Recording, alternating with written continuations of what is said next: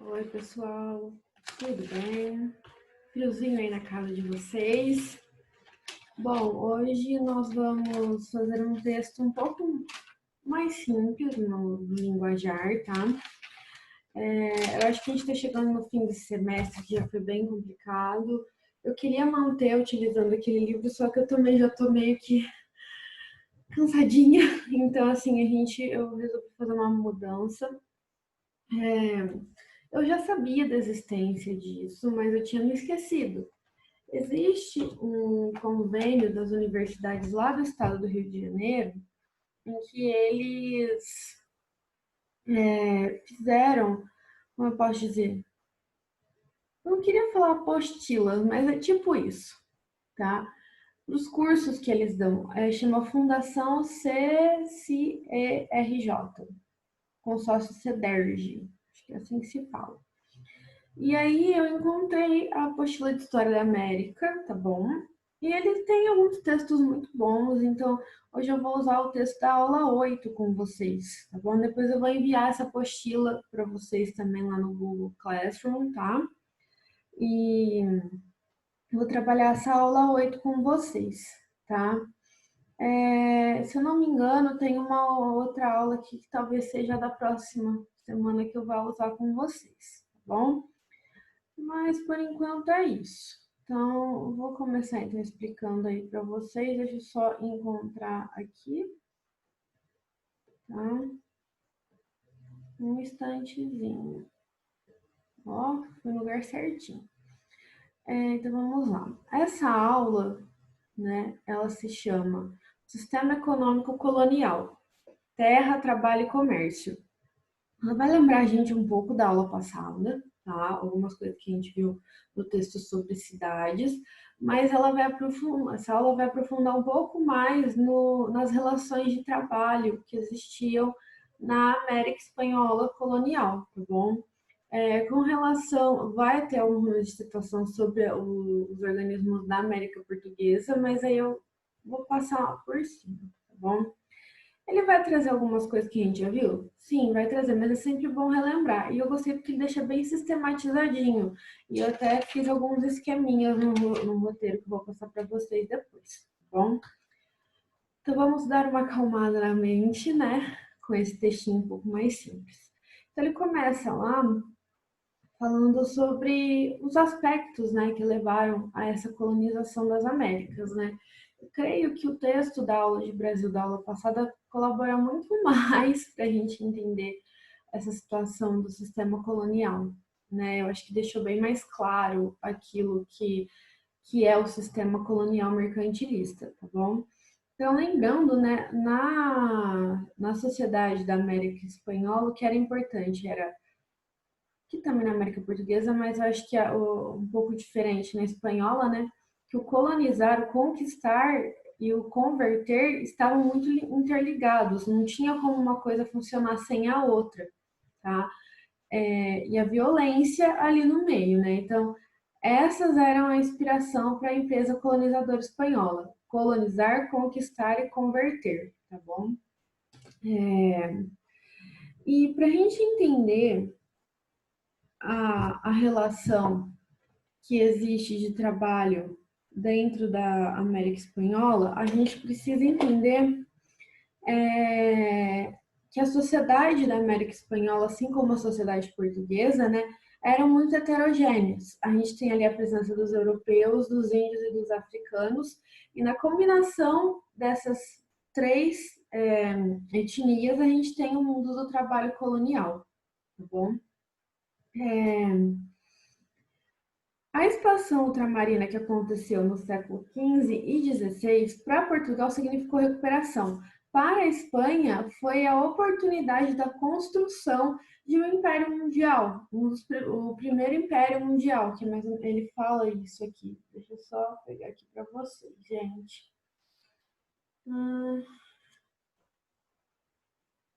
Não. Aí, o primeiro império genuinamente mundial na história da humanidade, tá? Por quê? Porque a América se tornou fonte de prata, principalmente para a Espanha, tá bom? Mas quais são as causas da expansão ultramarina de uma maneira geral?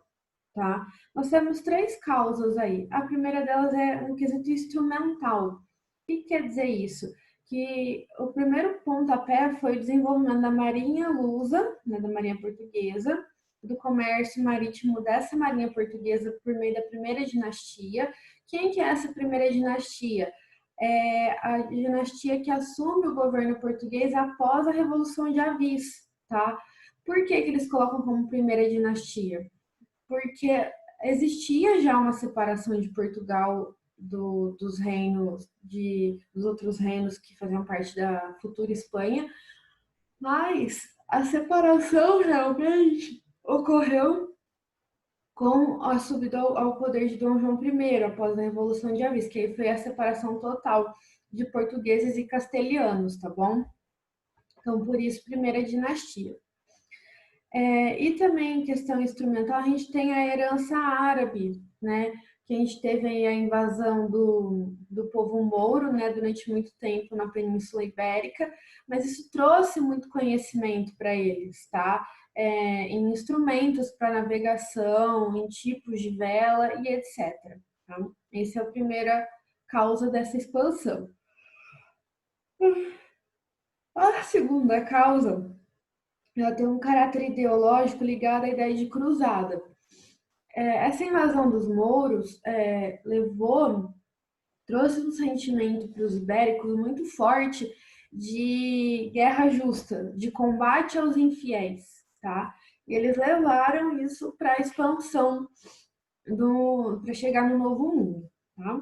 E por fim a gente tem a causa material, que é o surgimento da classe burguesa mercantil, tá? Que aí já está mais ligado com o que a gente viu lá no texto de Brasil semana passada, né? Que essa burguesia aí surge, aí começa uma expansão comercial e a avidez pelo lucro, tá? Então, a gente chega aqui à conclusão de que a expansão europeia é uma combinação de fatores, tá? Que gerou um sistema colonial complexo, como a gente viu lá na semana passada, né, na aula de Brasil. Então, a gente tem relações comerciais monopolistas com relações produtivas com base no trabalho compulsório. Ai, galera, me desculpe, tá? Então, é mais ou menos isso.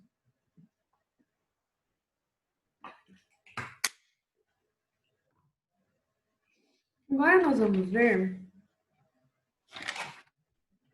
a conquista, ocupação e exploração do território colonial. Aí nós temos o que, então, aí?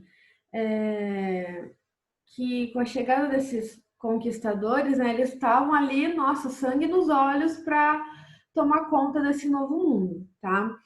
Porque eles estavam saindo de um período muito tenebroso na Europa, né? Que era o fim da peste negra, ali no século XIV.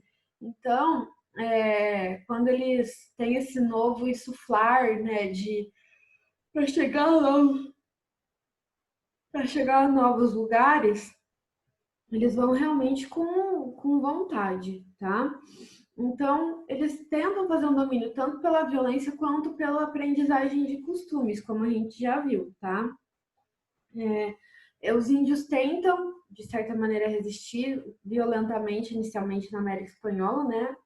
E também fazendo adaptações a esses costumes vindos da Espanha. Nós temos, então, aí, sistematizando um pouco melhor, como foi as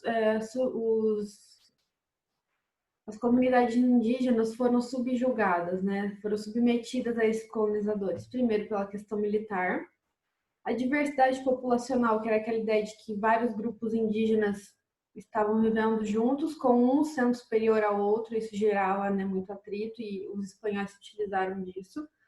O sedentarismo, em que sentido? No sentido de que essas populações indígenas já eram organizadas em comunidades, tá? E essas comunidades já estavam mobilizando uma força de trabalho que foi utilizada pelos espanhóis. Então, a organização indígena contribuiu também para que eles fossem subjugados. Por fim, né, a doença e a fé, tá? E eles não mediram esforços para fazer essa dominação. Para os espanhóis, essa chegada ao Novo Mundo era um convite tanto à fama e à pilhagem e também como um enriquecimento e ascensão social, tá? A busca pelo ouro era a primeira coisa que eles pensavam, tá? Mas como inicialmente não se teve o ouro, eles buscaram um outro tipo de produto para poder fazer esse comércio inicialmente. Para Portugal foi o pau-brasil, para os espanhóis foi o índio, tá? E essa questão dos índios se tornou uma discussão muito, levou a uma discussão muito grande dentro da América Espanhola.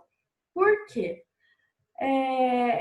O status dessa população influencia muito a forma como a construção do trabalho ia ser feita dentro da América Espanhola. Então, inicialmente, eles eram vistos como bárbaros e infiéis, e isso vinha de uma ideia lá da Roma Antiga, tá? Mas não se podia chamar eles de infiéis porque eles ainda não tinham nem conhecimento, que infiel é aquele que não aceita a fé verdadeira. Eles não eram infiéis, eles eram inicialmente pagãos. E depois, se eles não aceitassem, eles eram considerados infiéis. O nível dessa discussão de o que o índio era dentro da sociedade da América Espanhola era tão alto que existiam pessoas a favor e contra, vamos dizer assim, inicialmente, tá? A gente vai ver que depois os dois estão falando a mesma coisa. A gente tinha aqueles que, na teoria, diziam que estavam defendendo os índios, que o maior expoente deles era o Frei Bartolomeu de las Casas, tá bom? Ele faz até um relato na página 125 sobre como era o tratamento dos índios, tá? Depois vocês podem ver um pouco melhor. E ele dizia, né, que tanto de uma forma violenta, por meio de guerra ou escravidão, ou sendo, digamos, pacífico, independente da forma como era feita essa conquista dos índios, os índios eram exterminados pelos brancos, tá? E eles estavam querendo falar que esse extermínio dos índios não ia levar eles a lugar nenhum e que a principal coisa que os conquistadores tinham que se preocupar era com a catequização indígena, e eles não estavam fazendo isso. E só que isso gerou um problema muito grande entre os colonos, né? Porque eles começaram a julgar os missionários da igreja, porque você ter acesso a esses índios contribuía para o lucro. Então, você tirar o indígena do branco levava a uma queda no lucro dele. Então, não se podia mexer no índio. E a oposição era feita pelo Juan Ginés de Sepúlveda, que falava que os índios eram burros, eram animais, e que por isso eles tinham que ficar sob o domínio do branco, porque eles não tinham capacidade de entender o que era viver civilizadamente, tá? Mas se a gente olhar para a forma como os próprios indígenas já se organizavam, a gente não pode dizer que eles não tinham uma civilização organizada, eles tinham. Eles só era uma cultura muito diferente da cultura branca. Então, meio que cai por terra aquilo que o Sepúlveda defendia, tá? No fim das contas, tanto o Sepúlveda quanto o Las Casas, de certa maneira, defende a tutelagem indígena. O Sepúlveda não chega a falar numa escravidão indígena, dessa necessidade da escravidão indígena. Ele fala de uma tutela, da mesma maneira que o Las Casas, tá? Mas o Sepúlveda fala dessa tutela no sentido de desanimalizar os índios, enquanto o Las Casas fala no sentido de catequização realmente, né? Então, no fim das contas, eles não estavam defendendo a liberdade indígena, eles estavam defendendo algo que os brancos achavam melhor, que era melhor para os índios.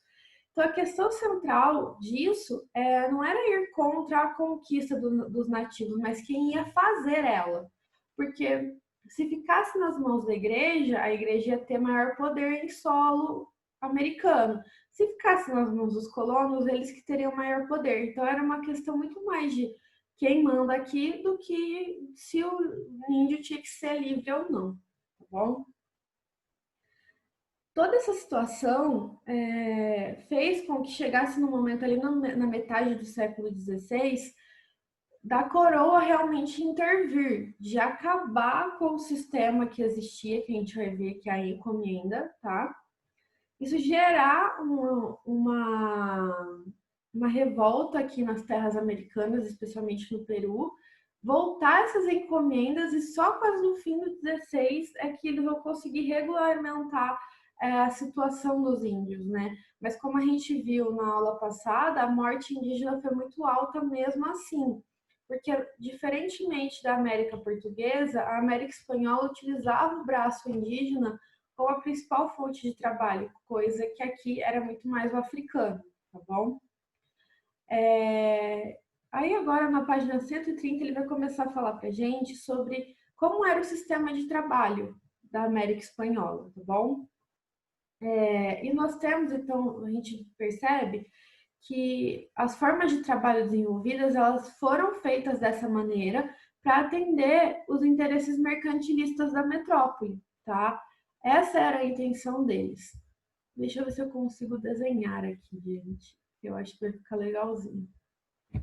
Vou fazer aqui na tela mesmo. Vamos lá, então. Então, basicamente, para a gente entender como que se dava, né? Então, eu fiz até porque quando ele fecha, né, essa parte do texto, é que a gente chega ao que ele realmente quer dizer sobre a organização das relações de trabalho. Mas eu vou colocar agora, porque fica melhor para eu explicar, tá bom? Então, como que era feita a organização do trabalho na América Espanhola? Ela é basicamente um sisteminha, vou ver se eu consigo colocar ele aqui, tá bom? Era a junção de práticas tributárias pré-coloniais, que é o que isso aqui? Comidas, através de comida e serviço. Mais, vai ficar interessante, vamos ver se eu consigo. Formas diversas e atípicas de salário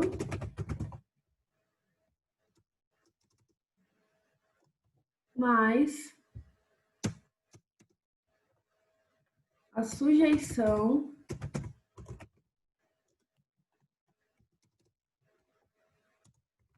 pessoal do trabalhador.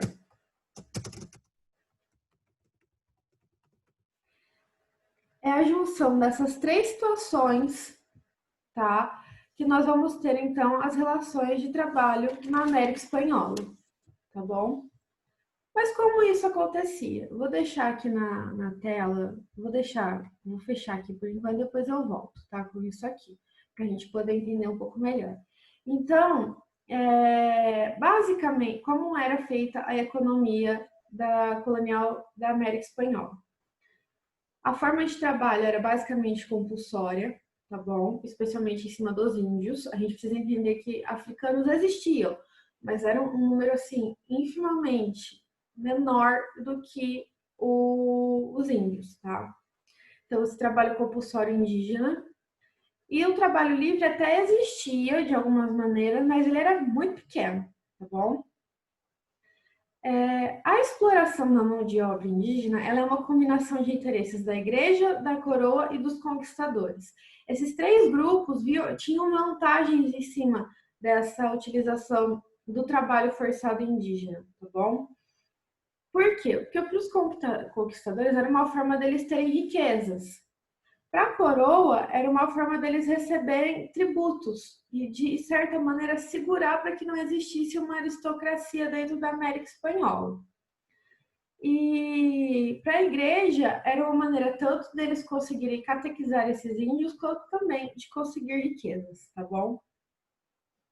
No primeiro momento, ali no comecinho, na chegada da conquista espanhola, a gente tem uma grande quantidade de índios com uma administração muito baixa da Espanha, porque eles estão chegando ainda.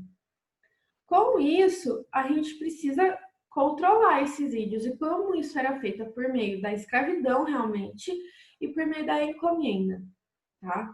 O que era essa encomenda? Essa encomenda era a criação de uma comunidade indígena que era entregue para um conquistador como forma de prêmio.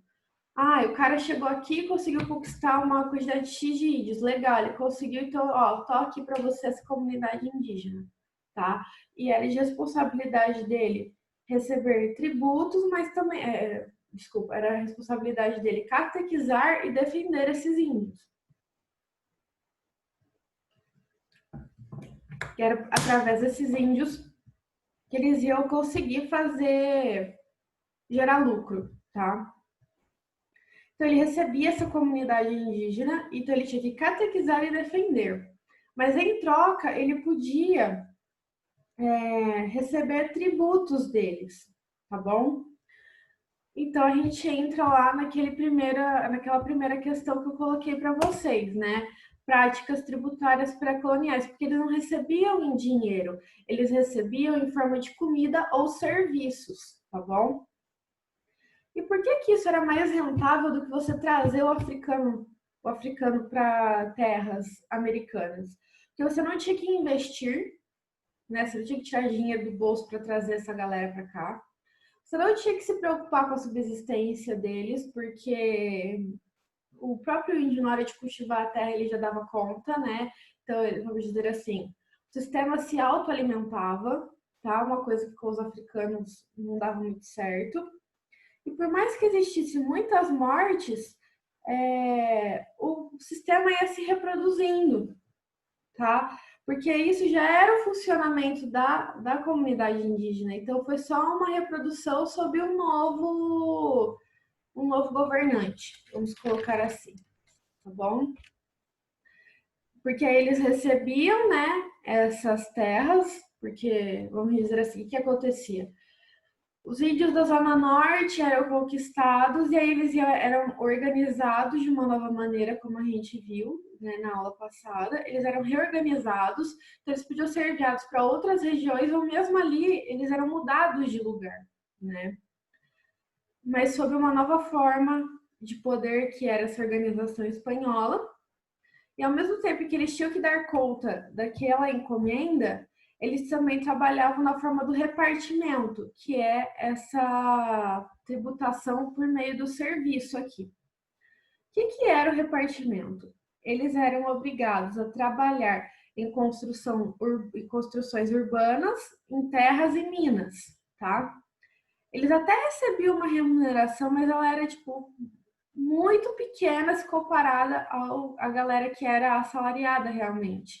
Então não era considerado um trabalho assalariado, porque no fim das contas, aquilo que eles recebiam na forma de metal já era pago em tributos para a coroa espanhola. Então, eles no fim das contas eles nem ficavam com aquele dinheiro, tá? E esse repartimento, né, como é que ele funcionava? Então a gente tinha ali, né, a encomenda, que ficava em cima de um chefe, né, que podia ser o conquistador ou mesmo um índio que foi um índio que era o chefe ali e que começou a se utilizar daquilo, né, para benefício próprio, como a gente viu. Aí tinham turnos, né? Cada turno ia ser para uma dessas encomendas tomar conta. Então, como era feito? Era feita o sorteio dentro desses grupos aí. Depois de feito o sorteio, cada uma das encomendas tinha que mandar uma quantidade X de índios para o repartimento, tá? Mas tinha que se pensar que essa quantidade de índios tinha que ser uma quantidade que não alterasse a organização da encomenda. E com o tempo e cada vez mais mortes desses índios, isso foi caindo por terra e levou ao fim da encomenda, tá? Foi uma das causas do fim da encomenda. Que aí tem uma outra aqui que depois eu vou falar para vocês, tá bom? É... E eles eram mandados, né, para esse repartimento, e um juiz repartidor separava eles para quem estava querendo contratar eles, tá? Então, como eu havia falado, eles até recebiam algum pagamento, mas isso já voltava na forma de tributos. Durava semanas ou meses esse trabalho no repartimento. E a origem desse repartimento já é uma organização que já era realizada pelas civilizações tanto peruanas quanto mexicanas, tá?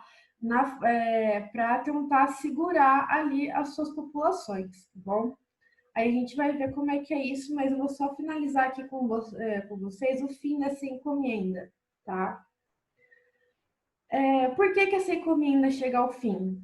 Porque tanto a coroa quanto a igreja queriam o fim. A igreja, porque via que os índios não eram catequizados, estavam sofrendo muito, e a coroa também porque o lucro não chegava até eles, tá? E com isso, vai acabando as encomendas e também comunidades indígenas que viviam perto de cidades em Minas, que a gente chama de corregimentos de índios, tá bom? Eles eram responsáveis por fabricar alimentos, né, fazer modo de subsistência, mas o excedente eles levavam para essas cidades, vendiam e recebiam algum dinheiro para eles poderem pagar os tributos, tá? Então esse é o fim da encomenda. Mas agora vamos entender um pouco como que é a questão tanto da mita peruana e do cuatequio mexicano, que são duas formas de basicamente uma encomenda. Por que a gente precisa entender essas duas formas? Porque nos dois exemplos a gente consegue ver essa segunda situação aqui, formas diversas e atípicas de salário, tá bom? Porque na hora que eles... Desculpa, gente. Depois que eles passam pelas práticas tributárias coloniais, né, vindas dos índios, eles se utilizam também dessas formas diversas de salário. No México, como a quantidade de minas era maior do que, quer dizer, a quantidade de minas no México era menor do que no Peru, né? Muitas vezes eles tinham que, por ser muito longe também, desculpa, só um instante, gente. Estou voltando. Como tinham menos minas de prata na região do México do que no Peru, eles precisavam, né, ter uma quantidade maior de pessoas também, porque na região do México as minas ficavam muito afastadas, diferente do Peru, que era muito perto de onde os índios já moravam, tá? E essa situação fazia com que a galera que era ali a dona do minério tivesse que convencer esses índios de ir permanecer ali, porque estava acabando a mão de obra, tá? Porque os índios estavam morrendo e já era muito longe, então você tinha que levar os índios para lá. Então eles tinham que, de alguma maneira, convencer esses índios a ficar. De que maneira isso acontecia? De uma maneira legal e uma maneira ruim. Maneira legal, eles falavam que uma parte daquilo que os índios encontrassem ficaria para eles, tá? Que é o que eles chamam de partido, tá? E a maneira não tão legal, por meio de dívidas. Eles endividavam os índios nos armazéns que existiam nessas minas. Isso acontecia da mesma maneira, tanto no México quanto no Peru, tá bom? Ou você dava um salário maior, ou dividia, de certa maneira, os lucros com esse índio para que ele permanecesse naquelas minas trabalhando, ou você segurava ele por meio de dívidas, tá bom? Então a gente vê aí que nós temos a encomenda, tá? Que é a primeira forma de trabalho indígena que a gente vê essas práticas tributárias aqui, né? Por meio de comida e serviço, que é uma coisa que vem já dos índios e permanece. Depois a gente vê que nas minas, né, essa encomenda ganha um outro nome e a gente vê essas práticas atípicas de salário, tá? E também vê essa prática das dívidas, que é essa sujeição pessoal do trabalhador, porque ele fica preso, né, ao seu chefe. E isso aconteceu tanto nas minas mexicanas e peruanas, quanto também nas haciendas, tá bom? O que são as haciendas? As haciendas são a plantation aqui da América Portuguesa. Então, o que a gente tem das grandes plantações aqui na América Portuguesa é a hacienda na América Espanhola, tá? E tudo voltado para exportação. E da mesma maneira que acontecia na encomenda das minas, né, no México e no Peru, acontecia na hacienda. Eles praticavam essa retenção do índio por meio da dívida, através do sistema de peonagem. O que é o sistema de peonagem? É o salário do trabalho, ele recebia um salário, tá? E esse salário era um crédito no armazém do senhor, e aí o senhor mexia naquilo para que ele gerasse dívidas que eram pagas por meio de trabalho, mas que nunca acabavam, e recebia um lote de subsistência. Então, isso ajudava tanto o senhor a ter, né, o produto para fazer exportação, quanto para o índio se manter. E muitos índios preferiram se submeter à situação da hacienda do que viver na encomenda, porque eles tinham esse lote para eles, era uma coisa que eles viam que era deles. Então, eles preferiam ficar ali do que viver na encomenda, que além de ter a situação de eles ficarem subjugados daquela pessoa e sofrer muito mais, tinha a questão do repartimento também. Então, acho que eles se sentiam um pouco mais livres dentro da hacienda, tá? E cada país vai ter um nome, né? Ele cita até no texto, depois vocês podem ver. Mas o que fica muito perceptível nessa situação é que a organização pré-existente ali nos índios contribuiu muito para que os espanhóis conseguissem dominar eles, né? E permanecer ali.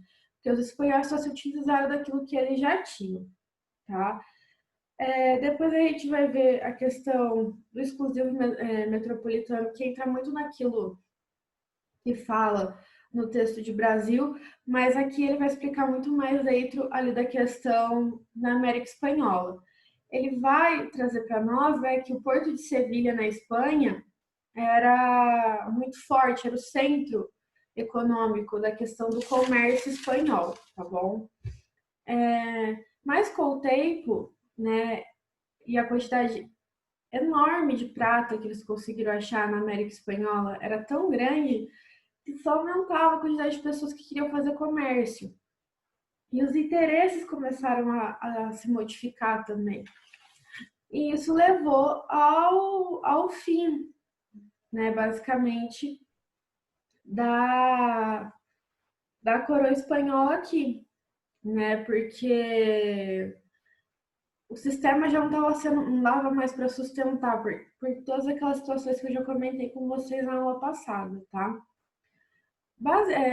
Propriamente dito, dentro da Espanha, essa presença muito alta de prata gerou o quê? Mudou a unidade produtiva rural dentro da Espanha, que eles tinham a produção muito alta de cereais e eles mudaram essa produção para vinhas e olivais e também de lã. E isso mudou a unidade produtiva rural e levou a muita importação de cereais por parte da Espanha, tá? A estrutura da sociedade espanhola mudou também, tá? Porque aumentou-se a quantidade da população rural e também se teve um surto de urbanização que levou à chegada de muitas pessoas para trabalhar no setor de comércios e serviços, porque como estava tendo muita comercialização com a América Espanhola, e essa chegada da prata fez com que as pessoas quisessem também ter lucro, né? Por fim, a gente tem também uma questão muito grande da manufatura espanhola, tá? Porque teve uma inflação muito alta, o custo da produção ficou muito alto e os limites técnicos não fizeram com que a Espanha pudesse se livrar um pouco desses produtos, né? Então, os ingleses e holandeses entraram aí dentro do comércio espanhol, né, dentro da própria Espanha, e acabaram abocanhando uma parte dessa economia, tá? O que acabou destruindo a manufatura espanhola. Além disso, a gente também tem a questão da qualidade das importações coloniais, porque a colônia começou a conseguir se autossustentar. E isso fez com que ela parasse de importar muita coisa que vinha da metrópole, né? E o pessoal que era mais endinheirado aqui preferia coisas de maior qualidade, que vinham muitas vezes por meio de inglês, holandês e portugueses, do que o que vinha da Espanha. Então, isso também quebrou a Espanha, tá bom?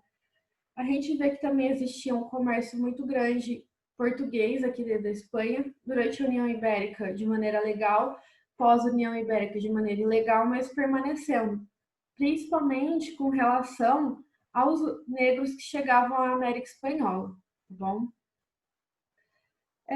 Com relação a esse texto, é basicamente isso, tá bom, gente? Se vocês tiverem alguma dúvida, só me perguntar.